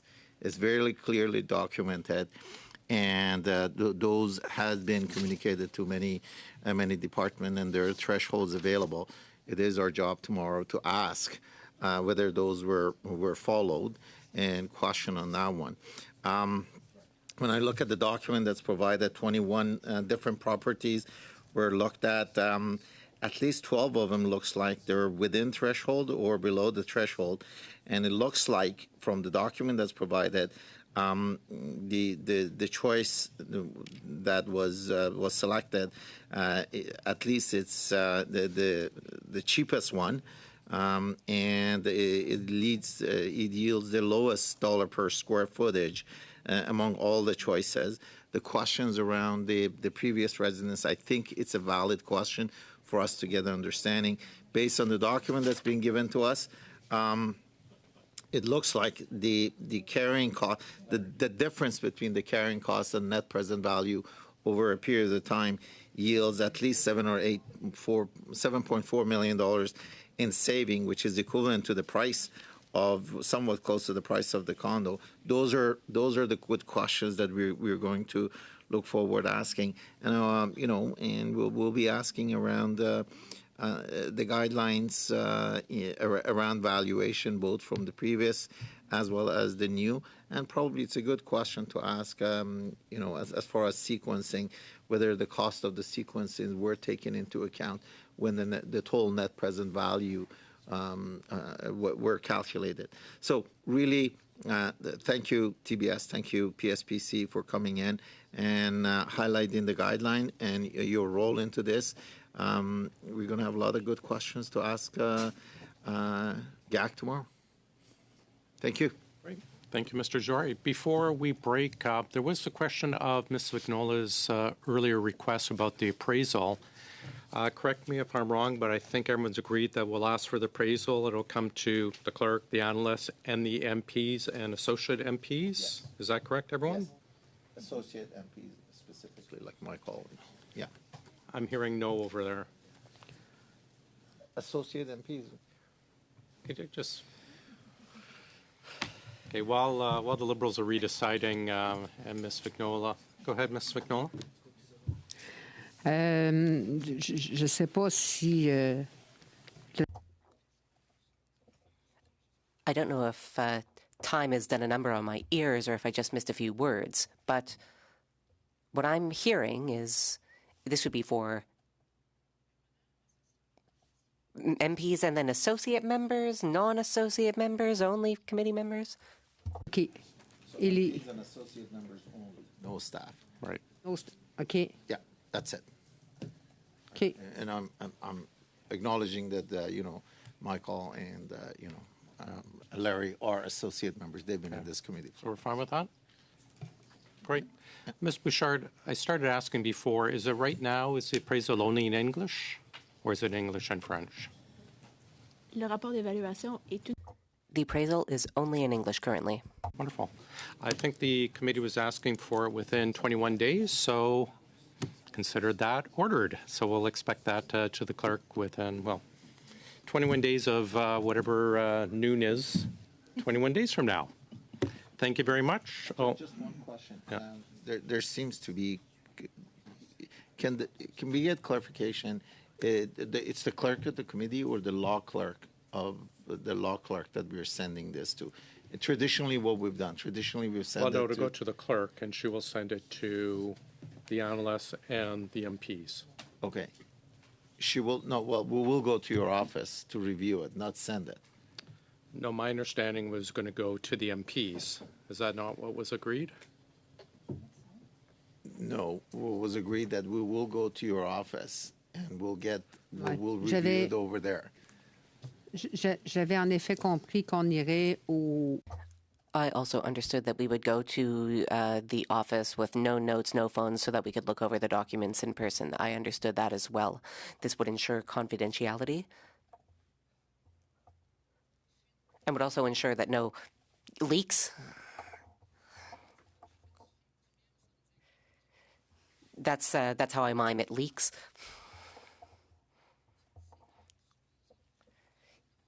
Now, you and I have no doubt sold a property in our lives or known someone who has sold it. And there's a question of the municipal assessment versus the sales price. Everyone, of course, hopes that they will sell at a price that exceeds the assessment. That's what we hope for in this case as well. But if info gets out that one person doesn't care about a certain renovation, but another person really wants it, that could feed into the negotiation process for this sale.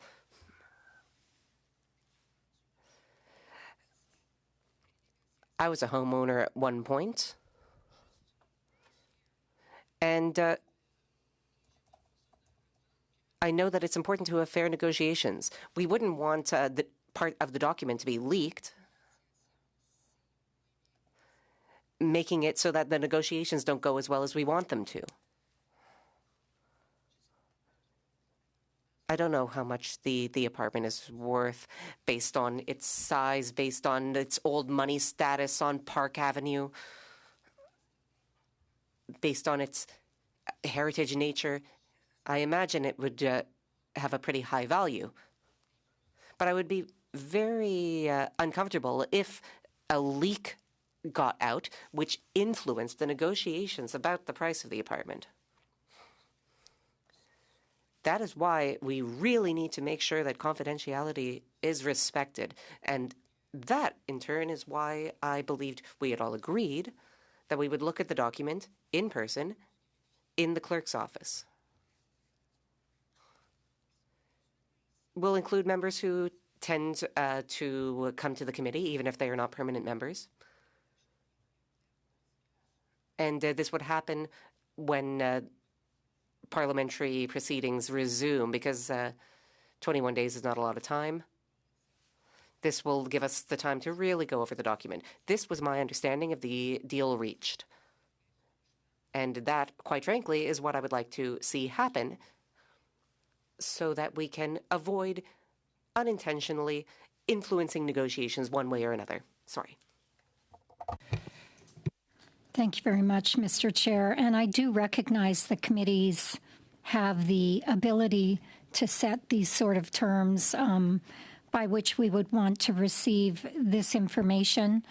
I think it's highly unusual that when we call for production of a document that was referenced to by a witness, although several times the witness stated she could not speak to the particulars of the appraisal report, she did at times assume that we have seen it in some of her responses to Mr. Bacharach's questions. So we haven't seen the document. We've asked for the witness to produce those documents for the committee members only, and those who have been serving on this committee on a regular basis throughout some of these studies. I feel it's highly unusual to infer that members of Parliament would leak these kinds of documents for any purpose. We receive confidential documents all of the time. We have in the past in this committee. We've made sure that it is understood that when we are receiving these documents in confidence, we will not speak to them in committee. We've had those kinds of agreements at the head of receiving documents that are sensitive in nature, and requiring members of Parliament to visit the office of another MP in order to look at documents that they've been charged with being good stewards over to begin with. I mean, we deal with confidential information every day as a member of Parliament, and I think it undermines our integrity to insist that this document would not be held in the strictest of confidence by the members of Parliament who are serving on this committee.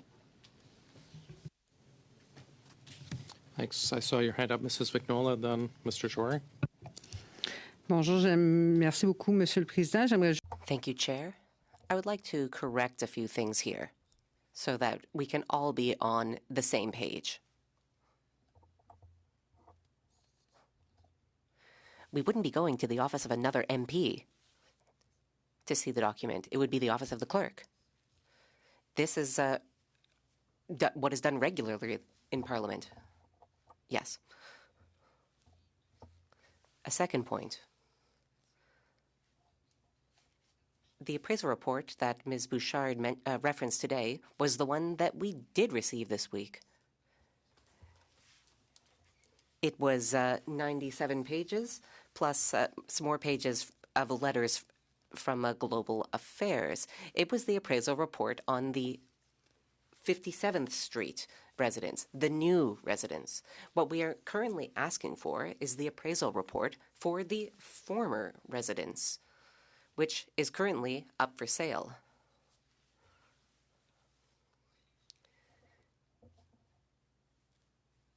Yes, very frequently, we do work with confidential information.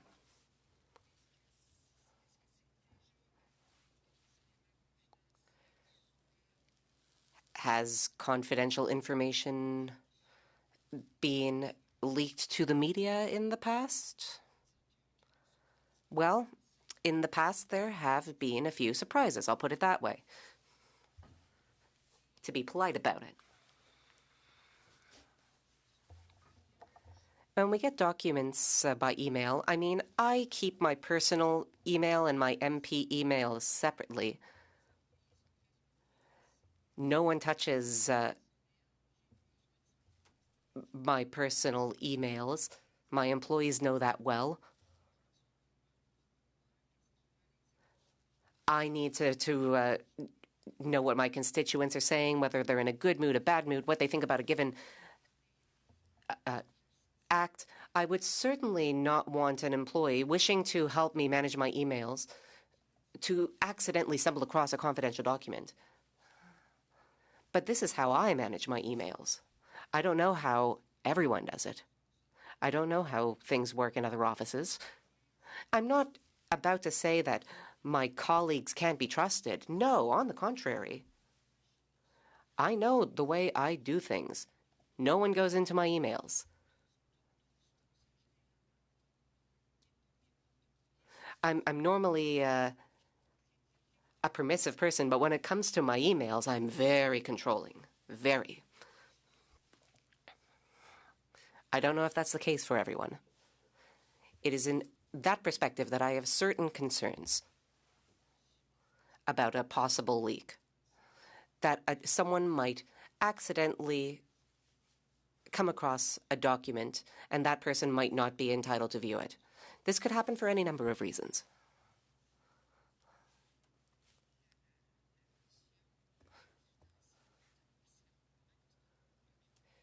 Maybe the person isn't aware that a certain document is confidential.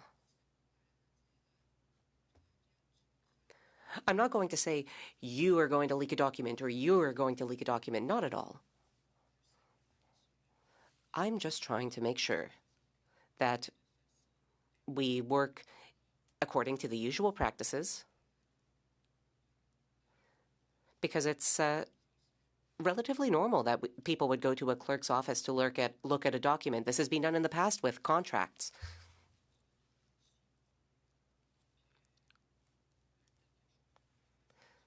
The last thing I would want would be to insult anyone.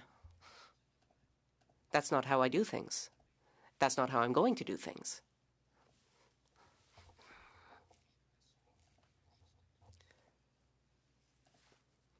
I'm just trying to make sure that we have a proper pricing for something that we are putting up for sale. Any homeowner would want the same information. That's it. Thank you. And I hope that my clarifications suffice.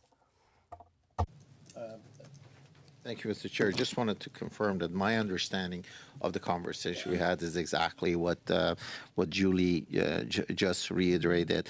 And I reiterate again, the document in both official languages goes to the clerk's office, the committee clerk's office. A copy is provided for each MP and key associate members, as I call it, such as Michael and Larry, who have attended numerous times and is actually considered permanent members of this committee, will attend, will review. No notes, no camera, no anything, and then the copy is destroyed thereafter, and naturally the analyst and the chair has the privilege of looking at those documents as well, also I look at it from there's always a possibility of a breach. There's a lot of phishing going on, and this document being on somebody's P9 account, it could get phished. That's why we do what we do. And also look at the precedents. The precedents basically look at all the contracts, such as the EV battery contract that we had. We went to the clerk's office, we looked at it, our copies was prepared for us. We were given ample time to look at it, and then it was destroyed. And so when you look at the precedents, when you look at the security, look at the agreement that we have, I think we have a winner. We're going to get to the answer. We're going to be able to see it in a secured way. It's going to be in both official language. It's going to be in the clerk's office, and it's going to give the answer to the questions that we have. Win-win. Mr. Barron? Thank you. We're certainly trying to put the toothpaste back in the tube after unanimously agreeing to something different than what's now being discussed. But we have members. I mean, we need to have an understanding here. Do we have people who are joining this committee from other parts of the country, or do we not? And we do. And so it's 2024. It's very easy to do remote viewing. So for members are going to have to schedule an appointment with the clerk to view this document. They should be able to do that from their secured House of Commons devices, where she can display the clerk, or the clerk acting in her place can display it on her screen and share that screen with members. That technology exists within the enterprise solutions that the House of Commons uses. So it's not 1995. We don't need to walk over to the clerk's office and read what got faxed over to her. It's going to get emailed to the clerk. So if members are worried about phishing, it's been emailed all around government email addresses, and it's going to be emailed to the clerk. If it's only members of Parliament who, again, can't be trusted, I have a lot more confidence in my colleagues than it seems that other members do. But it is what you said, though. You said that you were worried about it being. It being I trust you as fished. much as So, anybody else. So if that's the concern, then we could go back to just having documents hand carried and not having them emailed. But the document's going to be transmitted electronically, so it's going to be sent, and it has been, and it's going to be sent to the clerk, and so that's been done. We should be able to view it. Members, there are members in a variety of circumstances that they've been permitted to join electronically. I won't enumerate what those reasons are. They should also be able to access this document from where they're able to access this meeting. So that technology exists. So we can let this go, though it's absurd, if we can enable members to access the document remotely through the clerk simultaneously. Then I think that satisfies all of the concerns as. Though I don't agree with I don't agree with the arguments that have been proposed, this would allow for all members to be able to see the documents from wherever they were joining the meeting from. Sure. Mr. Brock? So I listened very carefully to my colleague, Mr. Barrett, and that's exactly the topic and the solution that I was going to present, remote viewing. I'm also mindful that our colleague, Mr. Jawari, had indicated not officially, but certainly clear enough and loud enough that I could hear it, that was not what he was against. So perhaps we should clarify from Mr. Jawari and the Liberal position on this, because let's face it, we have hybrid parliament, and we have hybrid proceedings in committee. To deny a remote member who chooses because of life circumstances or distance, my colleague Mr. Genuis has some personal issues. Mr. Bacharach from the great province of British Columbia is choosing to save taxpayer dollars and participate remotely. Are we expected to throw convention out the window and policy out the window just to ensure that people are here in person? I think Mr. Barrett's solution is a sound one, and I hope that Mr. Jawari would think that would be an appropriate solution, an exception to the rule that he's proposing. So perhaps I'd like to hear from Mr. Jawari as to those members, whether they be permanent members or associate members who participate on a regular basis at the Mighty Ogo, whether they can participate remotely to review the document. Just a point of order, Chair. I'm going to take the floor. Just with respect to Mr. Brock's comments and Mr. Genis's issues, I'd like to congratulate our colleague Garnet and his wife Rebecca on the birth of their 6th child, and that as good a reason as any to not join us in person. So Isidore, Carlo, Richard, Genis. And I think that I just want to congratulate Garnet and thank his wife for letting us borrow Garnet for a couple hours today while we deal with this important issue. Here you are. Thank you. Yes, congratulations to your family, Mr. Genuis. I think you being with us is more of an issue for us than the new baby being an issue. But colleagues, I had put this issue forward as looking for a UC for it. We don't have it, so I am going to suggest that perhaps someone put it forward as a proper motion for the next meeting, and we can perhaps work out some arrangement before then. I would have to agree with some issues brought up. It's unfair to Mr. Bacharach, Mr. Genuis, anyone else who is not coming in person to not have access to it. So perhaps we can get it as a proper motion for. I'm going to adjourn, Miss. Go ahead. J'ai une toute petite question. I have a small question. I just want to check something.